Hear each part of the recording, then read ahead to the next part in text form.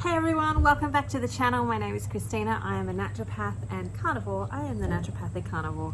And today is the last day of December. So I'm going to share with you my results. And this is what I do at the end of every month, is to come and talk about my results on carnivore for the last month. Now, a couple of things to mention this month. It was Christmas, of course. So on Christmas Day, I chose to consume some pavlova. And that has actually had a significant effect. I knew it would, but I was hoping it wouldn't have as much of an effect as it actually has. But let's start out with what my measurements are for the month. So this month I have lost 3 kilos. Around my waist I've lost 7 centimeters, around my hips I've lost 4 centimeters, around my arms I've lost 3 centimeters, around my thighs I've lost 1 centimeter, and around my chest I have lost 8 centimeters. So essentially a lot of my back fat's gone, which is kind of awesome.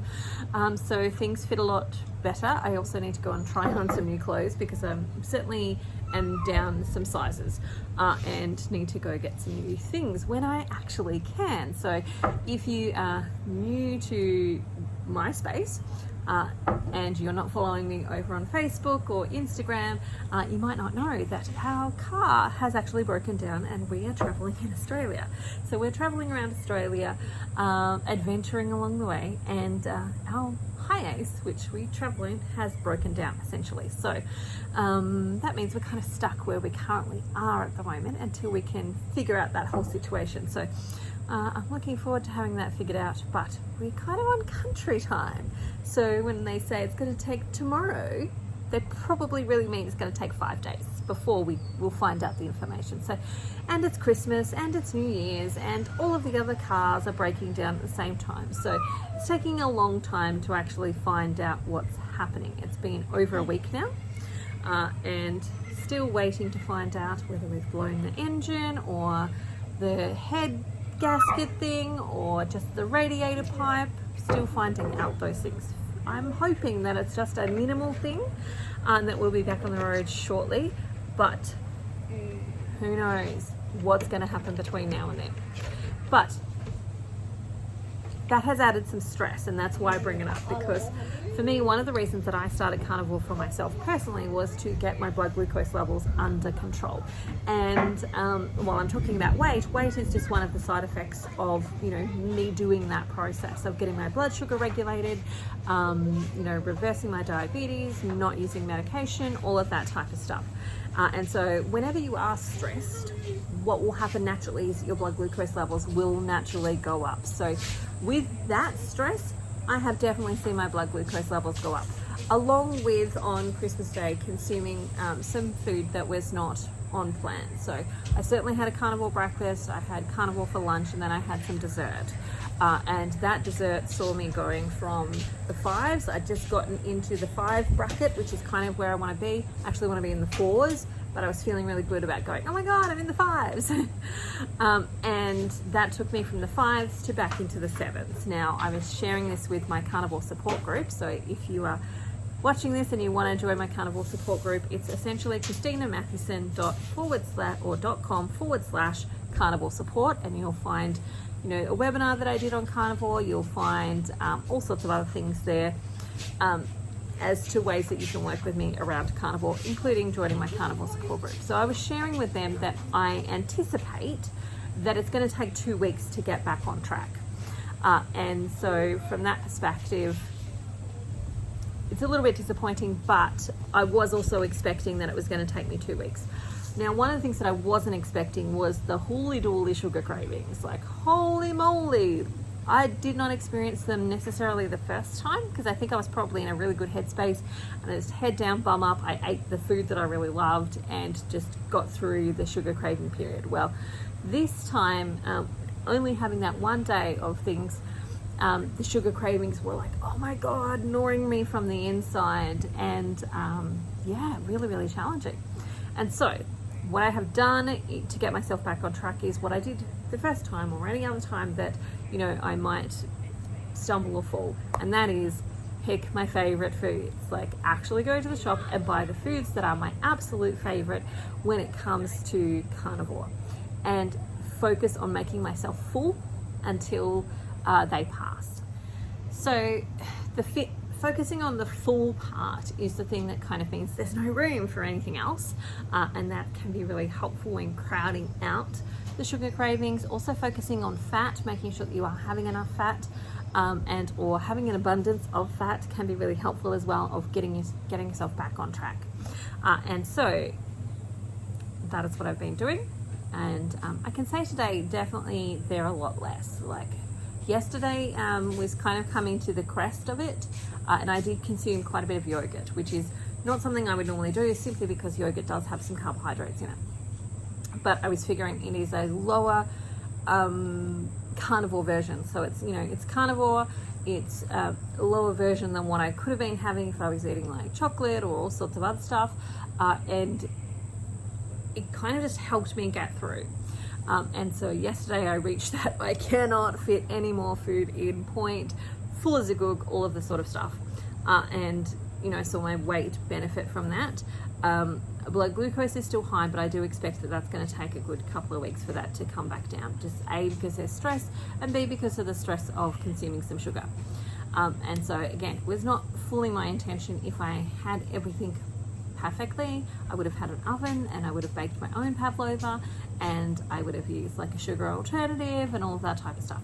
That is not what happened, because what happened was the day before Christmas Eve, our car broke down, and we were on our way to going to buy food and Christmas presents, and so that wasn't possible. And where we kind of are is rural, and being rural means that there isn't a lot of options when it comes to food, and also we have to catch a taxi wherever we go, and that in itself is about $50 to get the taxi to where the food is and to get back. And so it really was the night before Christmas, and we just needed to make the best of it, and that's what happened.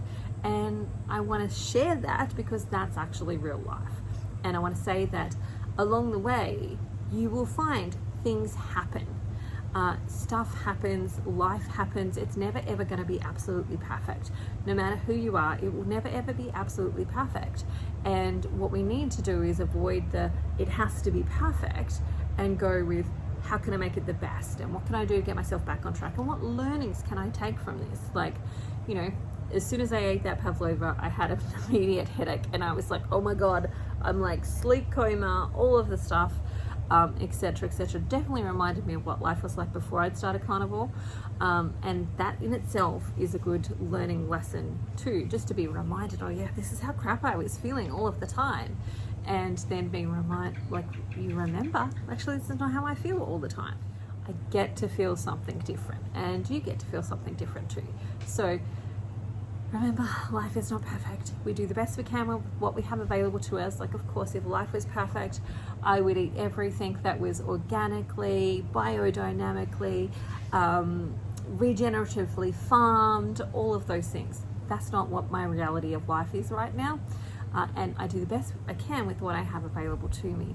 And so do you. You do the best you can with what you have available to you right now. And that might be different to what you have available to you in a year's time, 6 months' time, 3 months' time, even next week. And so take heed in that, and take solace in the sense that it doesn't have to be perfect to still work. Like, you know, even though I haven't had a perfect month, I came off the back of 2 of my children's birthdays, and I ate cake at those birthdays. I came off the back of those. I still lost 3 kilos this month. Yeah, it's not the big one that I, you know, have lost previously, but I'm okay because I'm still losing. And next month's going to be a different month, and the month after that's going to be a different month as well. And I still lost 7 centimeters off my waist. Like 7 centimeters off my waist, guys, that's heaps. That brings my total to 22 centimeters off my waist. I lost 4 centimeters off my hips. That's like, what, this much off my hips? Like, that brings my total off my hips to 26 centimeters. My arms, I've lost, you know, 3 centimeters this month, bringing my total to 11 centimeters.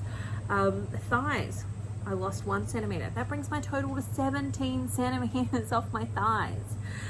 Chest, 8 centimeters, brings my total to 25 centimeters off my chest. Like, those are big, and it's all accumulative. And some of that is an exchange as well for some muscle versus fat.